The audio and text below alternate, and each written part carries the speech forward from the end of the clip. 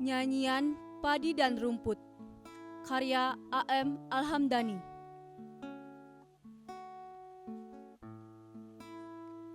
Tokoh-tokoh: Ali Sabaran, 40 tahun, suami. Isnaini, 38 tahun, istri. Di dalam rumah kecil dengan dinding yang terbuat dari kayu trembesi yang tipis dan sedikit lapuk, Ali Sabaran dan Isnaini tinggal. Disinilah lakon terjadi.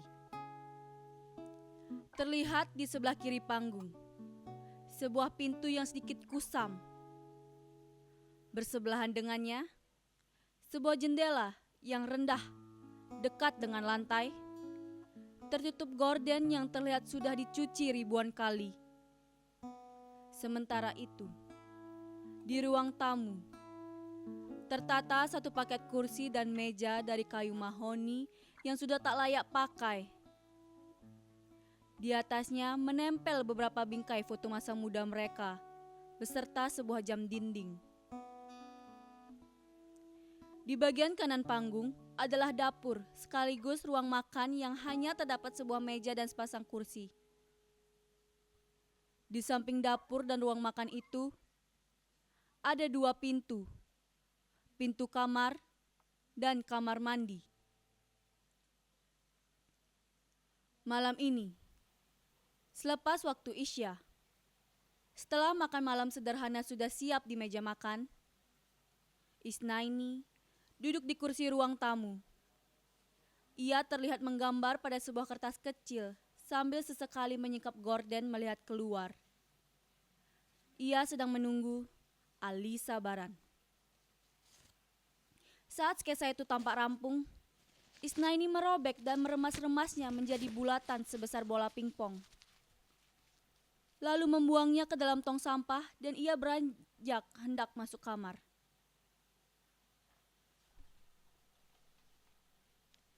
Baru beberapa langkah, terdengar suara mobil. Suaminya datang. Sepertinya aku kemalaman. Waalaikumsalam, Mas. Jam berapa sekarang? Aku kemalaman. Maafkan aku, Is. Apa kamu menunggu?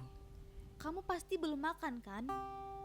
Sepertinya masakanku sudah mulai dingin, Mas.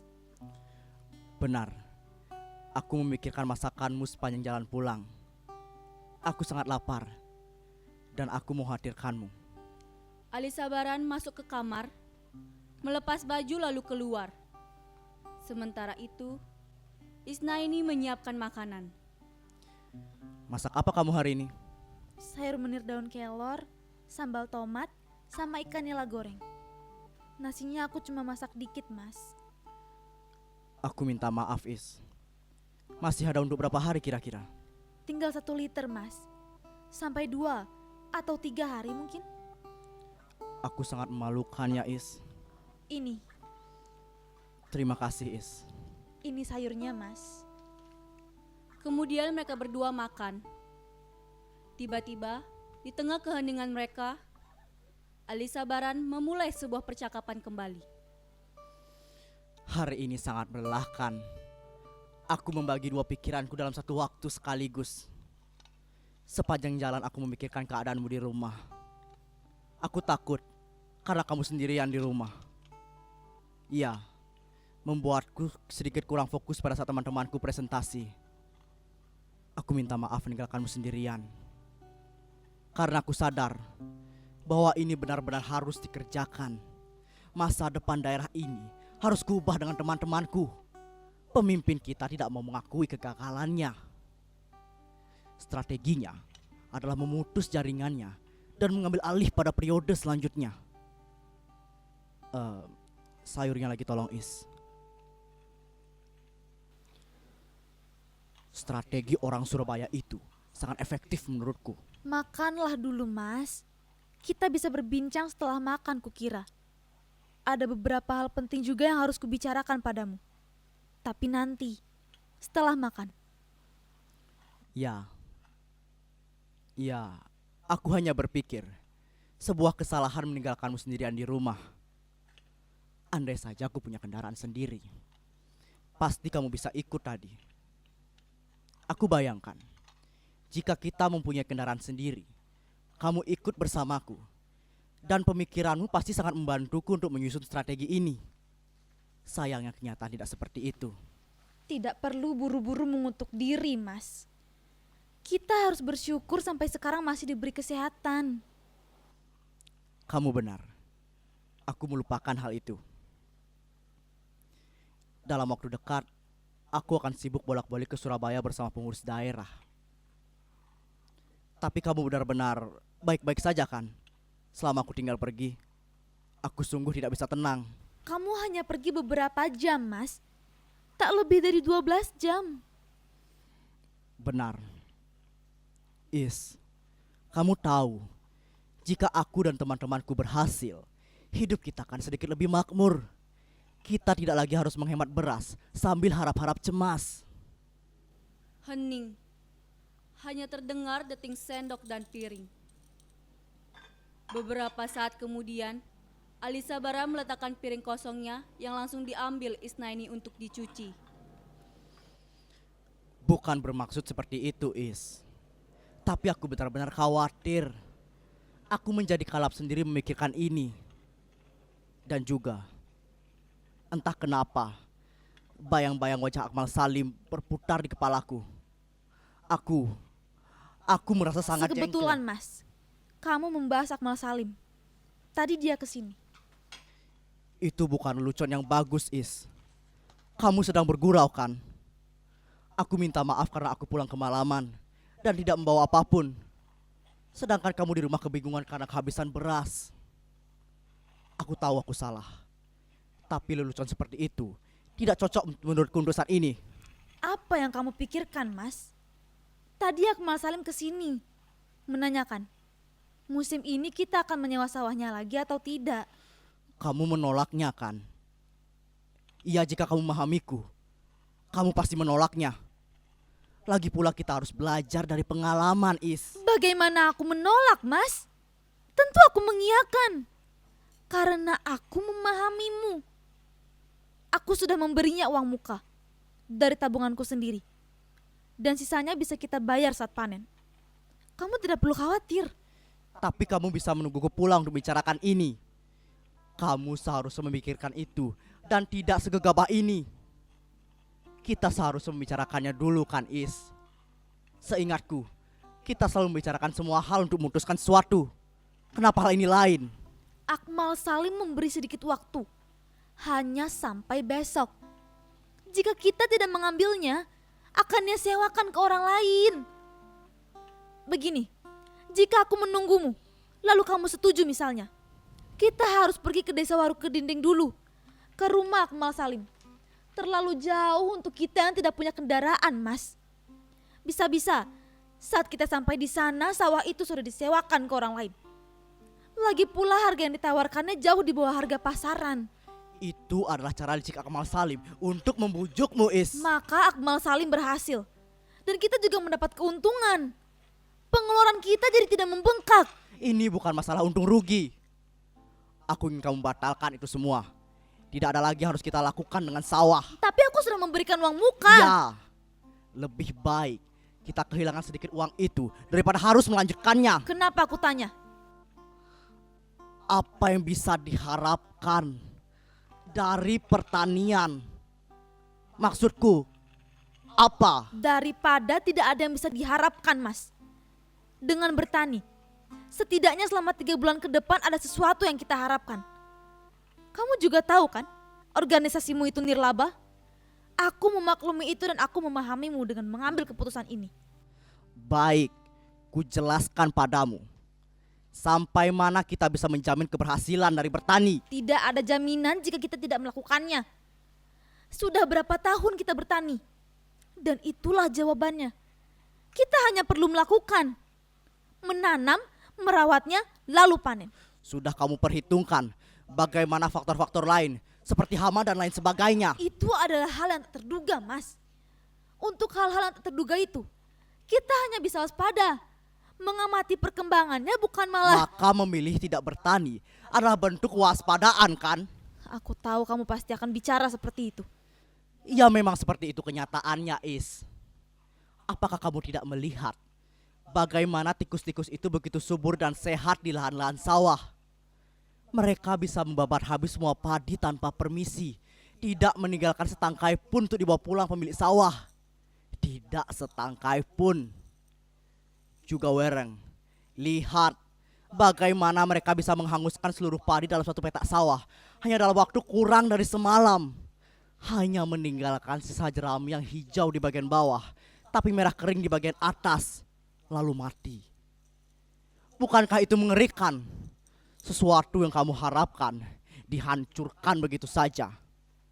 Sedangkan ada kenyataan lain, bahwa kamu harus membayar sewa sawah yang tak peduli kamu panen atau gagal.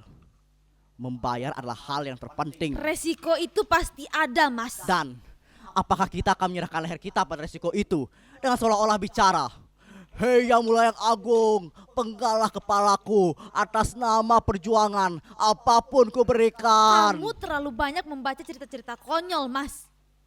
Kamu memandang hidup secara nihil tanpa berbuat apapun. Tapi memang begitu adanya kan, Is. Aku tidak melihat suatu kesalahan berpikir di sini. Tentu kamu salah besar, Mas. Aku benar-benar tidak bisa memahamimu saat ini. Baik, akan kujelaskan lagi agar kamu merasa paham. Ekosistem niaga pertanian selalu merugikan para petani.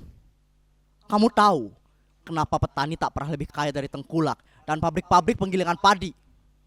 Karena petani adalah satuan terkecil dari rantai makanan dalam ekosistem perniagaan. Lihat, nyamuk tidak pernah lebih besar dari kodok. Kodok tak pernah lebih besar dari ular, dan seterusnya. Apalagi Gunung Asem ini jauh dari kota. Akses jalan yang sangat buruk, sebekas Kerasidenan Bojonegoro. Ongkos pengambilan hasil panen akan membengkak di sana. Ya, teruskan. Dan ingat, Is, bahwa Gunung Asem juga daerah yang serba tanggung. Bukan pegunungan, bukan juga daerah berair yang cenderung makmur. Di sini hanya dataran yang sedikit lebih tinggi dari daerah lain. Bahkan di awal musim kemarau, kita sudah kekeringan. Lalu, apa solusimu, Mas? Setidaknya, agar aku tidak memintamu untuk belanja beras dengan tetap tidak menyakiti hatimu. Sabarlah. Sampai aku berhasil Apa yang mereka janjikan? Aku akan dicalonkan menjadi anggota dewan. Dan kamu percaya itu? Kamu tidak percaya dengan hasil bertani yang sudah nyata kita lakukan selama bertahun-tahun dan lebih memilih percaya pada janji itu. Sebagai calon, apa yang bisa diharapkan dari calon, kutanya? Aku tidak berharap kamu benar-benar sedang menghina sesuatu yang kuperjuangkan, Is. Aku tidak menghinamu, Mas. Tapi cobalah berpikir lebih jauh.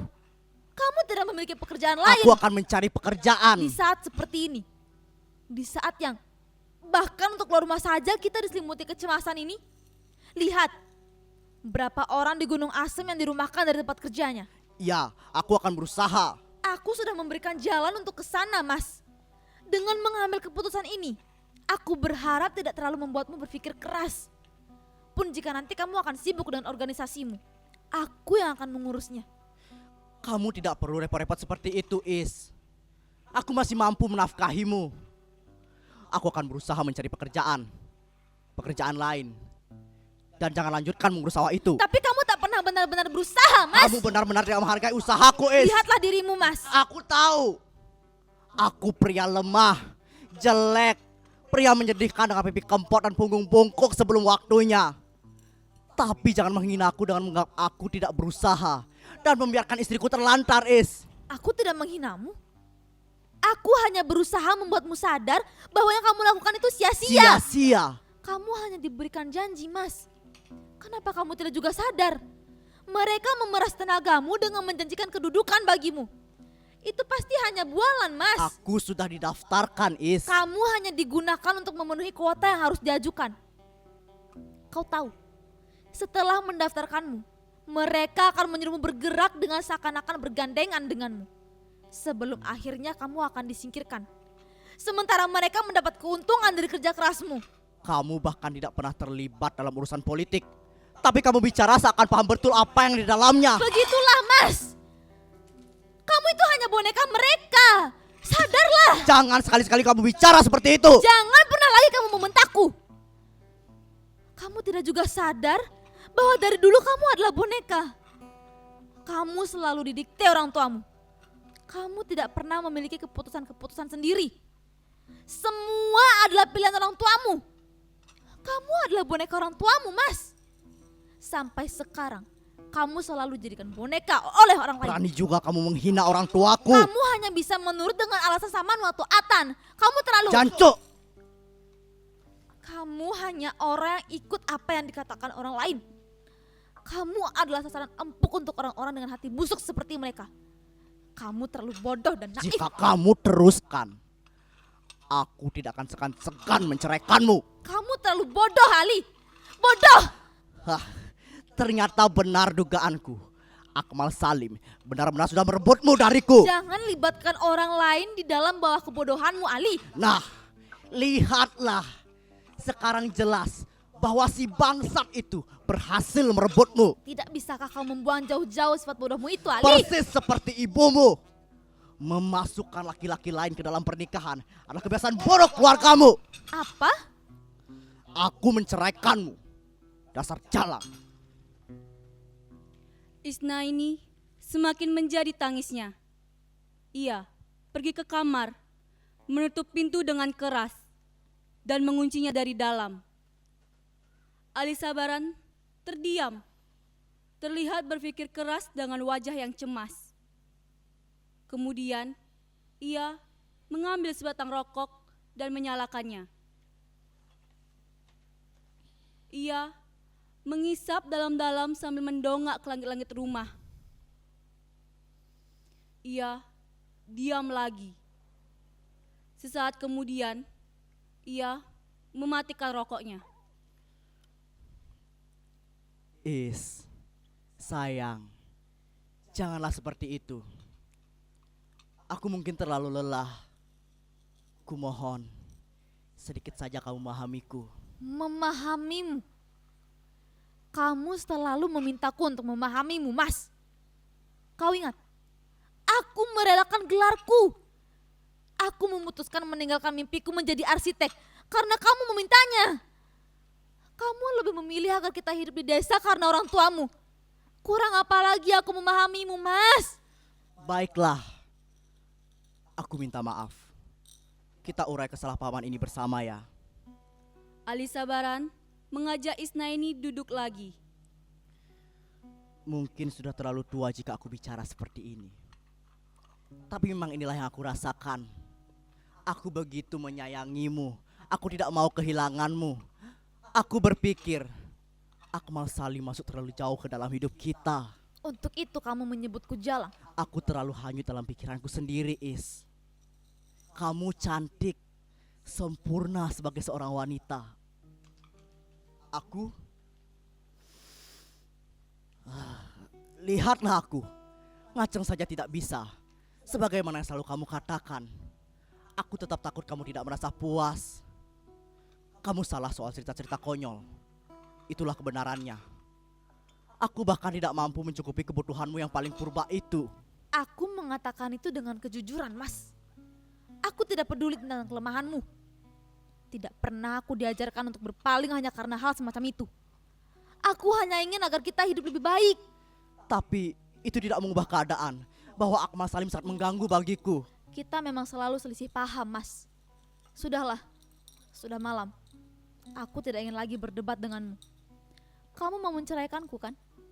Aku menerimanya sebagai sebuah hukuman. Tapi yang perlu aku tekankan, aku tidak sudi mengotori diriku dengan hubungan seperti yang kamu pikirkan.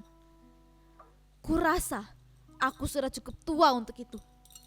Yang aku inginkan hanyalah bagaimana nanti saat aku dan kamu benar-benar sudah tua. Tidak ada salah satu atau bahkan dua-duanya mati karena kelaparan. Tapi toh, pada akhirnya kita memang berseberangan. Sudahlah, Mas. Aku akan tidur. Untuk malam ini, aku mohon sekali kepadamu, jangan tidur bersamaku. Aku tidak mau mengganggumu lagi. Aku tidak ingin menjadi beban pikiranmu. Besok pagi-pagi aku akan pergi. Tenang, beban kecilmu ini akan segera menghilang dari hidupmu. Kita harus selesaikan dulu. Lepaskan tanganku atau aku berteriak, Mas. Aku selalu berharap keluargaku tak berakhir seperti ayah dan ibu, Mas. Aku sudah cukup trauma melihat perceraian. Tapi ternyata aku bodoh jika berpikir seperti itu. Sepertinya buah jatuh tak jauh dari pohonnya adalah pepatah yang paling meyakinkanku saat ini. Aku tidak pernah menyesal menikah denganmu. Kamu tidak perlu khawatir. Aku hanya menyesal. Ternyata aku tidak bisa lebih baik dari kedua orang tuaku. Tidurlah yang nyenyak, Mas. Tak perlu dipikir terlalu dalam. Isnaini masuk kamar meninggalkan Ali Sabaran sendirian.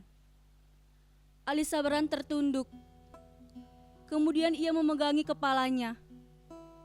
Membuatnya terlihat sangat kebingungan dan menyesal. Penyesalan yang sangat dalam. Selesai.